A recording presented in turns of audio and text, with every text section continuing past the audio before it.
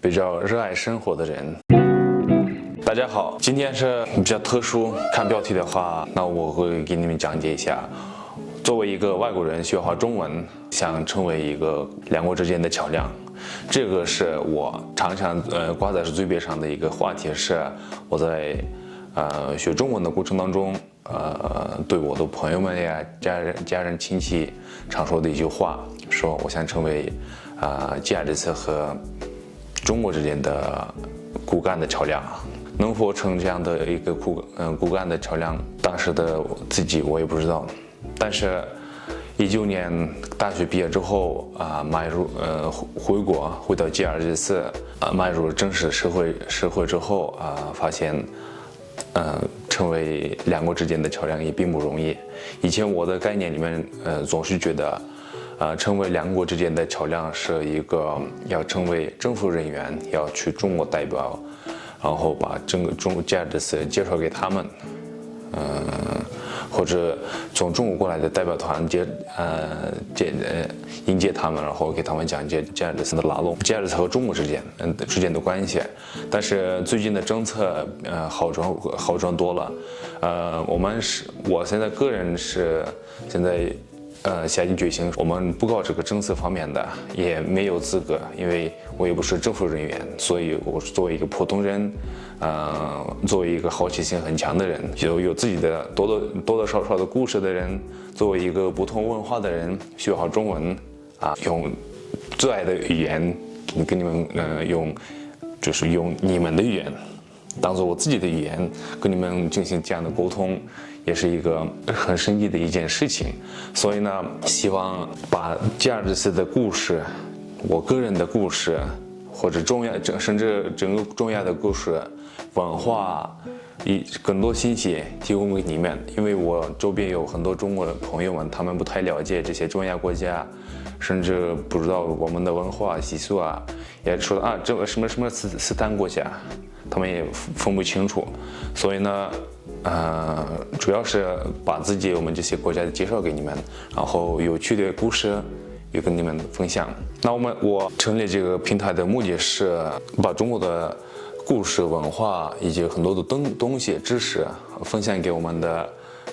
这边周边国家，而且我把这边的故事。很多事情介绍给你们，坐在这个镜头跟前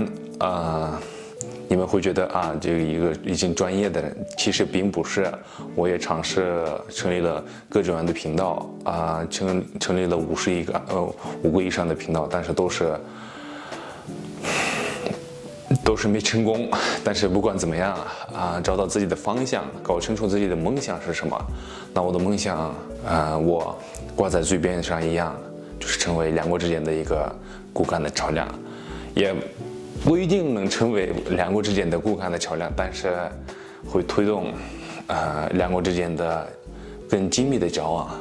就是现在这个网络时代，我把自己的内容讲给你们听，如果你们有意思的话，希望听到看到什么样的内容的话，欢迎在下面留言或者私信给我。我就是比较热爱生活的人，也可能有些东西我觉得中国人，尤其是一些孩子们在我们身上，就是中亚这些国家里面要学习。为什么呢？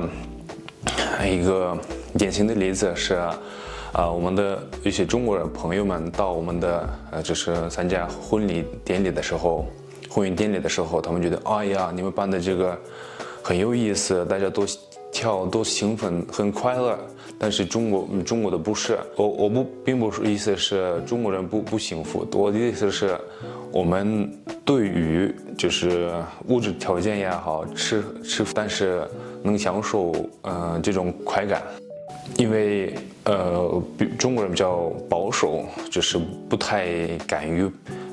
表达自己的情感，也就是说不太听到音乐之后，他也不会比较保守的坐在那边也不会动。我们一听到自己喜欢的音乐，坐不住就开始跳舞，就是这一个我们的性格，也是我们的文化。所以呢，希望把我们的文化的正能量的东西，通过这个镜头，通过这些样的视频分享给你们，而且把中国的很多的智慧的东西、知识，分享，到我们的周边的国家。我最想要做的一些事情的话，我们在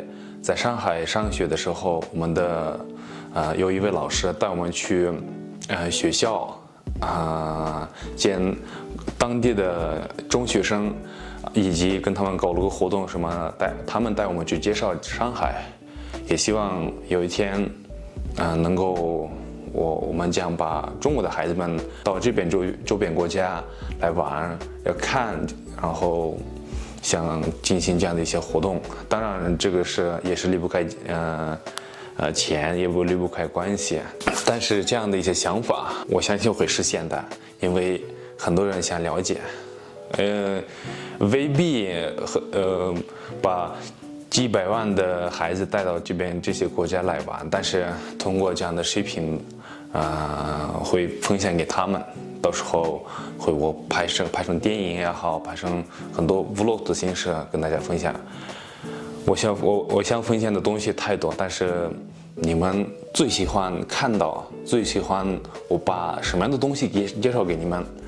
那就是你们来决定就行了。第二个，以那个日常生活 vlog 的形式，然后有些很多东西要学会，比如说拍电影也好，就是把一些故事介绍给你们。最主要的是我的语言的问题，可能跟你们沟通的时候现在比较顺畅一点，但是讲起比较难的话题的话，可能讲不起来或者讲不清楚，需要下功夫。我保证给大家，我每天会努力的，所以一起加油。那我们的历史就这样开始了。